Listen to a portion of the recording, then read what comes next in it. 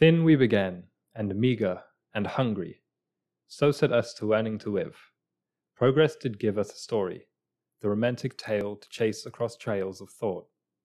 Nonchalant how we speed, far beyond need, or should, even want, and into misdeeds via boredom. Souls running riot in wisdom. Serfs buying life in a kingdom, then selling ourselves out for freedom. Sometime circa mess scale, the snake bit its tail. A cityscape plundered by mascots. Rectangle rooms and an Xbox. Beautiful meadow of spring.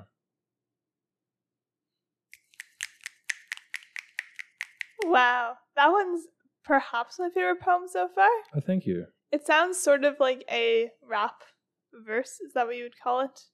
Yeah, I guess. It's quite melodic. It's very a little rhymey. bit of a diss. A diss track. A diss track towards Yeah, the state of consumerism. things. I tried to kind of summarize the state of what we've been talking about, because this is the last episode of Degrowth, so I thought we got to go out with a poetic bang. Yes, That's and also that we did. my rap name. Poetic Bang? Yeah. I like it. So we have done 14 episodes on degrowth, all of which have been exploring the concept in its broad range of things that degrowth kind of has under its umbrella. And today we're going to wrap up with some critiques of degrowth and relating it to the Solacene, because that's what we are here. We're trying to build the Solacene, and we've been acting like degrowth and the Solacene are the exact same. However, the Solacene is more than just degrowth. Or less. We'll figure it out. I think we're just going to talk about how much do the Venn diagrams overlap Yes. as kind of a final assessment. Mm-hmm. Okay, so let's start off with some criticisms, because we've been so positive of degrowth. So we kind of just looked at what is the common critical ideas brought forth by people who aren't so positive about degrowth as we are. Mm-hmm. The first one, and the one that I think was most common that I found, was just the implausibility of it, or the impracticality of it. Mm-hmm. People say that the working class will never accept a worse quality of life for the sake of the environment. I had this quote, which was, their brand, meaning the brand of the degrowthers, is not likely to be welcomed by the global working class, even as it attracts sections of the professional class. Mm-hmm. And my first kind of disclaimer that I wanted to mention on this point was that on the podcast, we deliberately skip over any boring and potentially difficult discussions of transition, popularity of the ideas. We're just trying to build a really nice utopia and not exactly concerning ourselves with how to get there. Yeah. I find if we have a vision of the end goal, it'll make the mundane work of transitioning a little bit more endurable. My second disclaimer is that degrowth is such a big range of ideas that it's only the most staunch and the most kind of hardline degrowthers, as this quote called it, who are proposing like pre-industrial zero emission type transition or degrowth. For sure. And so that essentially would be a bad idea for quality of life. But let's say proposing like pre-internet or pre-iPhone is not necessarily a bad idea in terms of quality of life. So I think my response to this point, even though I don't really like engaging with it because I prefer to, what do they say, bury my head in the sand of a semi-fantastical thought exercise, which is constructing utopia.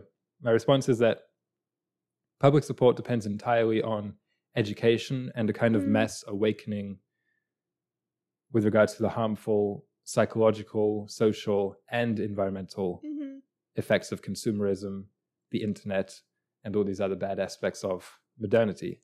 And there's already some examples of a kind of growing consciousness about these things, because we see like natural food has taken off, whole grains, as well as natural medicine and zero waste and thrifting. So it's not as if there's a complete aversion to anything that isn't cutting edge, next best thing marketed to you. Yeah, there's already actually precedent.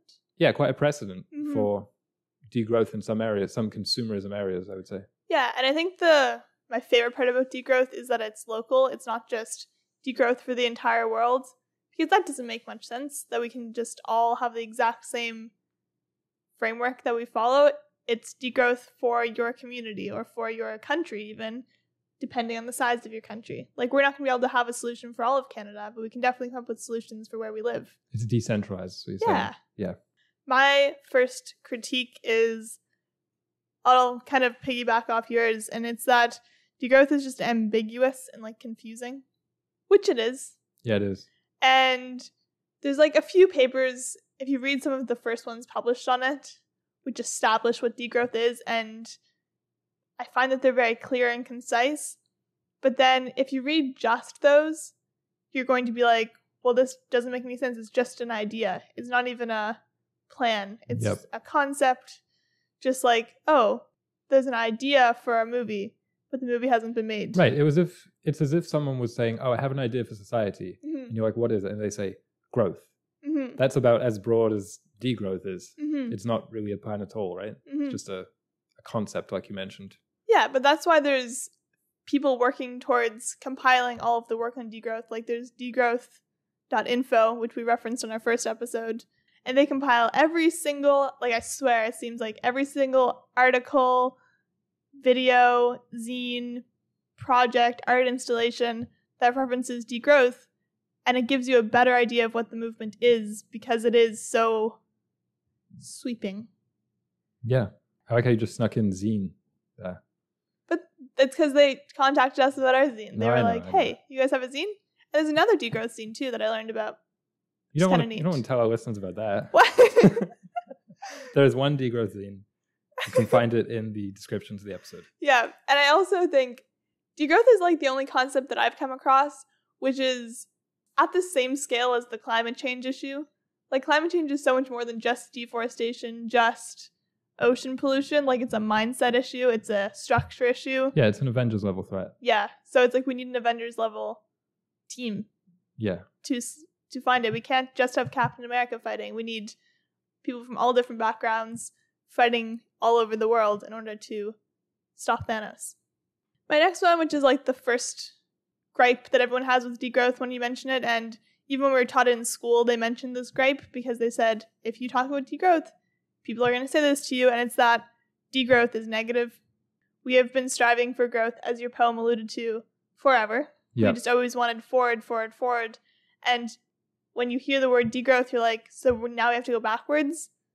But that's not what it is. It isn't like, the word isn't anti-progress or something. I've heard it advocated for as like, perhaps an apathy towards growth. Like, okay, GDP might continue to grow if we can't completely abolish it. But that doesn't, like, that's not a bad thing under degrowth. Well, yeah, it's just a measure. Yeah. You can't really abolish a measure. It'd be like saying we're abolishing grams. Mm-hmm. But yeah, I think the term that I found was growth agnosticism, meaning that you're just kind of neutral. It's like, if the economy grows while adhering to environmental standards, great.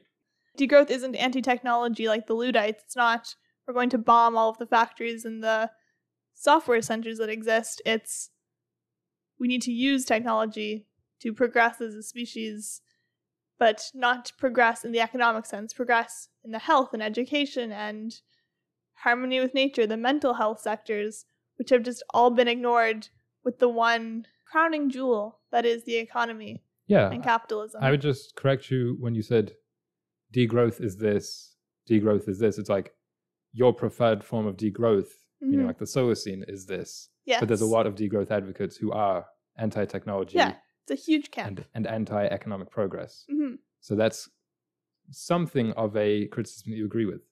A little bit. It's definitely something that I agree with. Even the word, I don't like the word degrowth so much. I do, because it's like, it's not going to be adopted by companies the way that every single other term has been. Like sustainability, every company has a sustainability department now. Right. Even like the worst companies. Yeah, but the benefit to that is that everyone knows the word sustainability. It's true. My other criticism that I found, which is rather similar, is that growth isn't always bad, like degrowth tends to claim it is. Mm-hmm. So for instance, innovation and progress of more energy efficient machines like cars is actually good both for the economy and for the planet. Mm-hmm. And it's just a criticism I agree with. Some technological progress is good. Mm-hmm. Not all economic growth is bad. Yeah. So that's why I was saying I like that term growth agnostic, because it's like, you don't really need to demonize GDP, but you should place other things above it. Yeah. That's for sure. But it's not the case that I think economies are too big. Mm-hmm.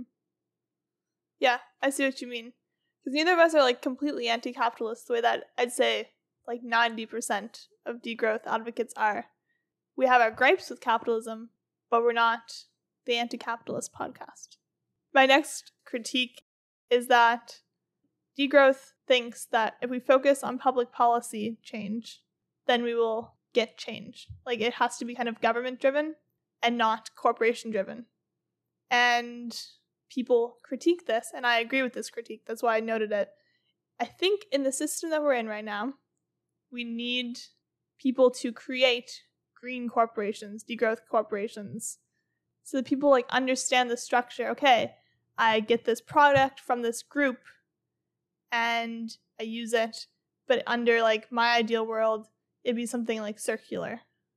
But degrowth doesn't agree with that. I think we need all new models in order to enact change, or all top down from the government. But I just don't think that's going to work. Yeah, that's basically just you saying that you think degrowth and capitalism can coexist. Mm-hmm.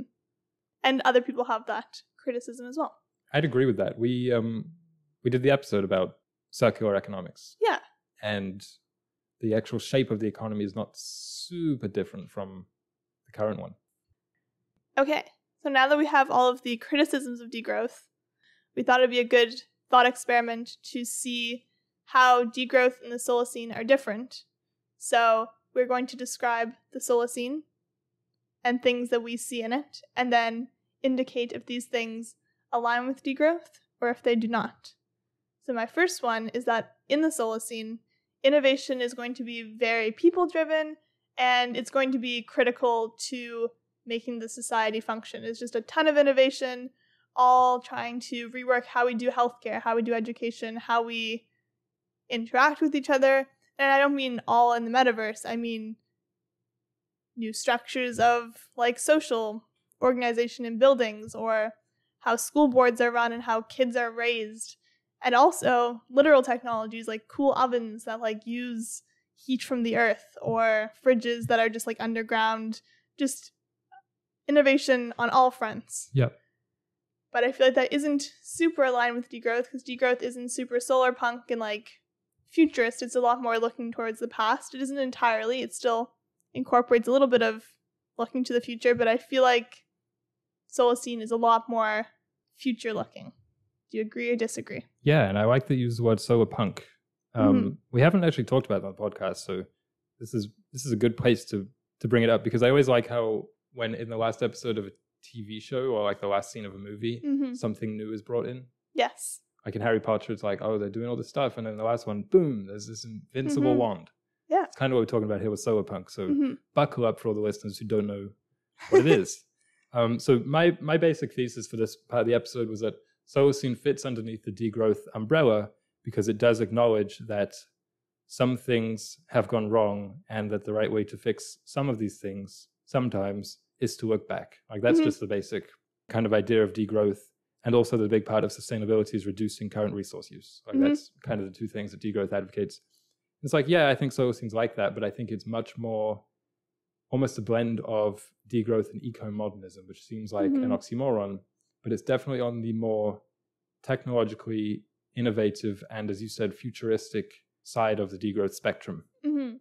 One thing that I imagine in the Solacene is a shift towards well-being, which super aligns with degrowth, because degrowth advocates for, instead of measuring our well-being in money and life expectancy and things that aren't actually day-to-day people's happiness and people's actual comfort in their lives and contentness.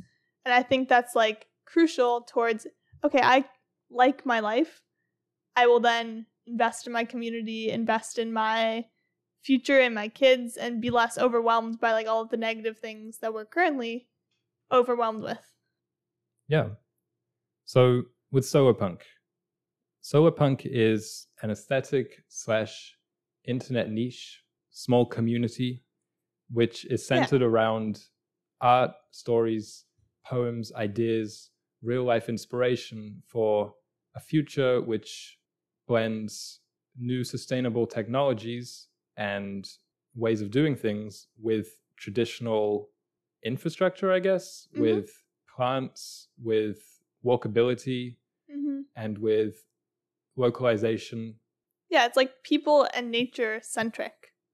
Yeah. Like when you look at a piece of solar punk art, you're like, okay, people live here and plants live here. Right. You don't think, oh, this is where the banks are. But it's also typically urban, unlike degrowth, which is, I would say, the idea of it or the image of it typically is a little bit more pastoral. So when I was kind of trying to distinguish between solar punk and degrowth, because they seem on the surface quite different. One seems forward thinking, one seems more backward thinking. I came to realize that they're not exactly separate. It's more like one is similar to the other, but represented in a different medium. It's kind of like degrowth is primarily an academic idea, which is why it's a little bit inaccessible. Yeah. And most of the books written on it are nonfiction, and the talks on it are usually academic. Yeah. And solar punk is more artistic, aesthetic. Yeah, for sure. And visual. My analogy was kind of like solar punk is to degrowth what, say, the Jetsons is to futurism and sci-fi optimism.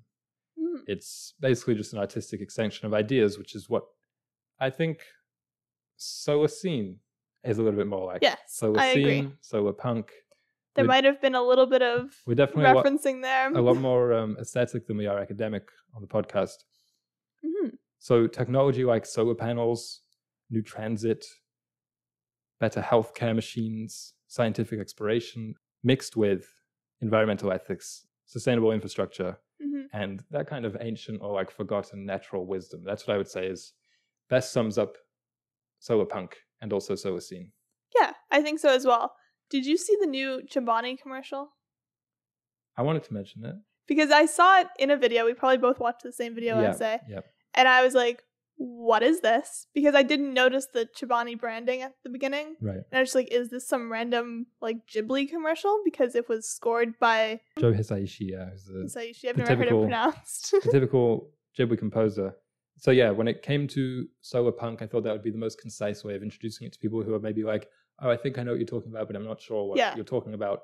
There's lists of movies and books and artists and websites you can go on which well explain it, but I would just recommend this video, which is called Dear Alice. It's on YouTube, and it is an ad for Chobani, which makes dairy products, which I thought was weird, and that advertisement aspect of it and the product placement is a decidedly unsolar punk thing. Yeah. But if you can ignore that, the imagery on display and the story is pretty wonderful. It made me cry a little bit. It's very solar punk, that's for sure. I just thought it was like a full solar punk like TV show that I didn't know existed, and I got super excited. But then I was like, wait, what's that little beige box of oat milk? Chobani. I'm pretty sure solar punk would be post-branding. I think so as well. Post-growth. I think I prefer post-growth to degrowth.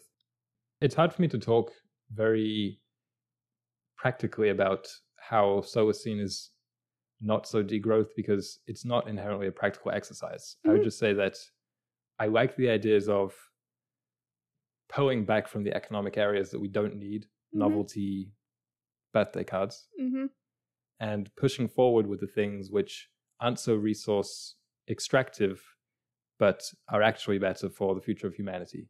Mental health, community, psychological well-being, individual growth. That'd be lovely. That's the Solacene goal. Crazy buildings. Yeah. The solar punk vision of the future is like, this is what the future we should be striving for. It's not we should be striving for like glass buildings and like cars for everyone. We should be striving for space. These little zipping cars that zip around from building to building. There's a lot of zipping, it sounds like. There's a lot of zipping. In the Solacene. Yeah. Solar punk fashion. Yeah. Just it's all a new wave. Yeah. You know the dark green, bright green, light green environmentalism? Yes. I use that as well to kind of try and describe where Solacene falls on this spectrum. So degrowth is like the darkest green environmentalism. It's like we need to just take down all of the existing systems, shut it down, rebuild. Yeah. And that's like in my ideal world, I feel like that's what it would be like. It would be like we could just do that and it would work. But I feel like it's more of a slightly, we're going to need a paradigm shift and slowly shut down one thing, build something new, shut down the next. Like it needs to be a little bit more of a process. We don't have time for the light green environmentalism, which is all, personal responsibility. Everyone will come to it in their own time. the government will it'll just all figure itself out. Like, we don't have time for that either. Yeah. We need the bright green environmentalism, which is solar punk and Solacene to me.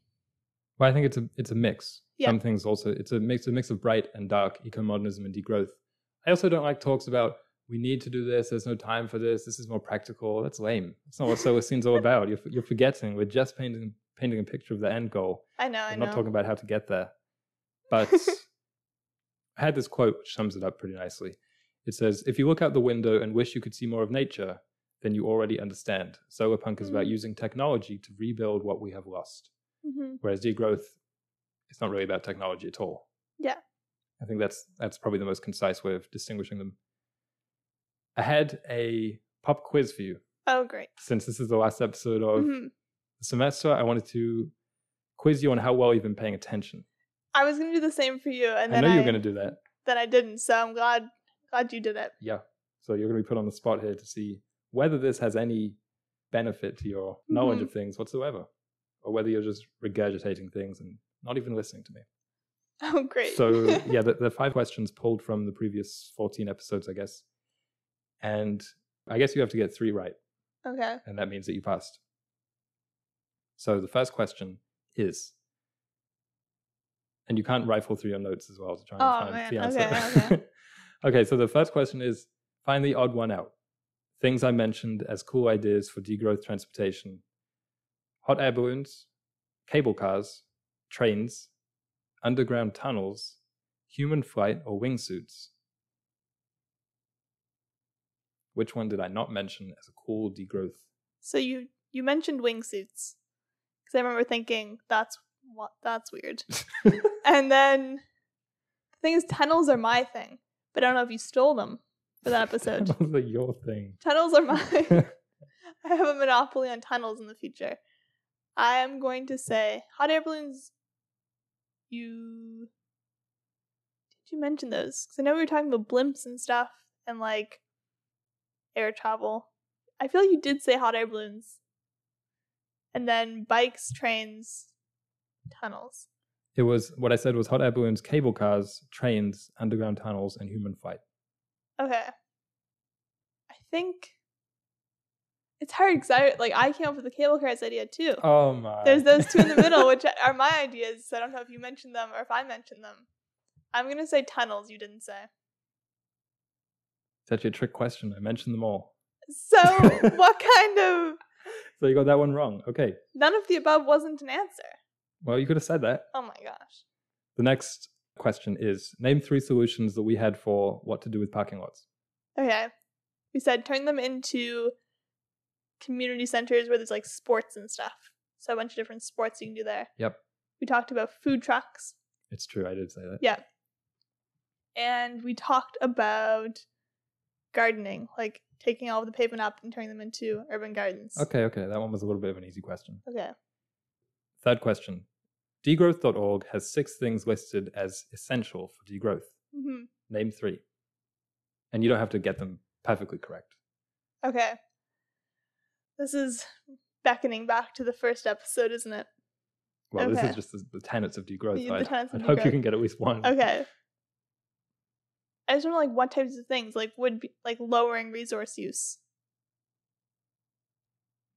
Sure, I'll give you that. It says a reduction of production and consumption in the global north and liberation from the one-sided Western paradigm of development. This could allow for a self-determined path of social organization in the global south. You kind of said that. Okay. I'll give you that. We need to shift our indicators from economic to social. So, well-being index instead of GDP. Sure. Okay. And another one would be, degrowth is we need collaborative action between, so like right now it's very hierarchical, so we need to like flatten the hierarchy when it comes to. Yes, it says an extension of democratic decision making to allow for real political participation. Okay, so I'll give you that. Okay. I mean, I shouldn't really, but I'll give you that. So you got 2 questions right, 1 question wrong. Next one is... It's a trick question, mind you. No, you got it wrong. The Hofstede cultural dimensions. What was your ideal number for the Solacene when it comes to indulgence, as well as for masculinity. Okay, masculinity was 50. Correct. And then indulgence was 20. Wrong. It was 15. 15. Shoot. So you got a half point. Oh my gosh. Okay. So that's 2.5 points for you. Mm-hmm. So you've made a 50. Yeah. You need to get the next one right. The Or final that's question partially right. is, name 5 organisms of the week. Yeah, I knew this was going to be one. Can't name today's. I was going to refresh myself on these because I knew you were going to ask me, but then I didn't. Okay, so I'm not going to have the actual names. It was the electricity bacterium. Who you Okay. liked. And there was... Oh no, I'm really bad at names of things. I can envision them. There's the little woolly things from last week. Oh my. The tiny woolly mammoths. There was the drumstick tree, which I did. Sure. And then the electricity bacteria, which I said. Yep. And then... I like to think the people listening to this are like screaming the answers, like, come on, Alicia. They're probably not.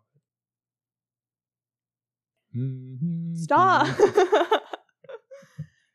Okay. I'm so bad at names. I did a mushroom. What was the type of mushroom? If I could draw them, perhaps? No. Any of the Latin names. Capybara. I did the capybara. The most gleeful proclamation of that word ever uttered. Okay. It's 3. Yours were microscopic, like 90% of the time, so it's a challenge for me to recall them. Exactly 2 of them were. Oh, the dolphin. The Yangtze river dolphin, which is extinct now. That was one of yours? Yeah. Okay, that's 4. And I feel like we did a bug somewhere, but I can't think of any of the bugs for some reason. It's actually really sad. Muskox? The muskox, yeah, that was the hairy one from last week. Yeah. So, well done. You got 5 of them. I guess you passed, but not exactly a great showing. I'm sorry, Aaron. Speaking of a great showing. Do you want to know this week's organism? Yeah. If you don't know it, then you fail. That's the quiz. It's like Bilbo with what's in my pocket. What's in my pocket? I did that to you the other day, and you thought it was a cat. Well, you made it seem like it was a cat. I was like, guess what's in my pocket? And then you were like... But you were kind of holding it like it was a baby. It was just a bundle of flowers under my coat.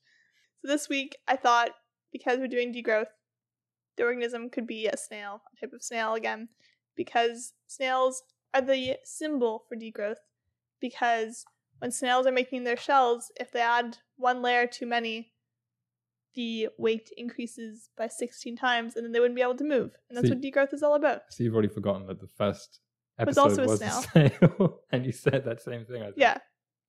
But I just thought I'd do the generic snail for this week. What? That's the Latin name, snail? No, it's Helix pomatia.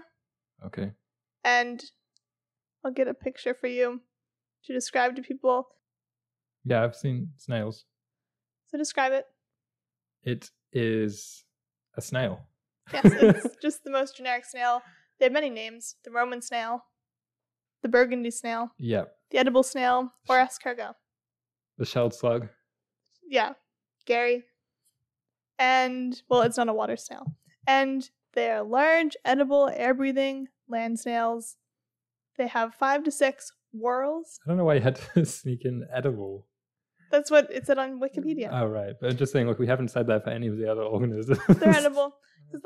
There's like thousands and thousands of types of snails. This is the one that like people generally tend to eat. And yeah, did you know that's what they're called? The little spirals? Yeah, because I said it on the first episode. Whorls. I'm sorry. And they're 30 to 50 millimeters wide, 30 to 45 millimeters tall. And yeah, snails don't get enough hype, I don't think. Don't get enough credit. Yeah. It's a strange way to end the episode.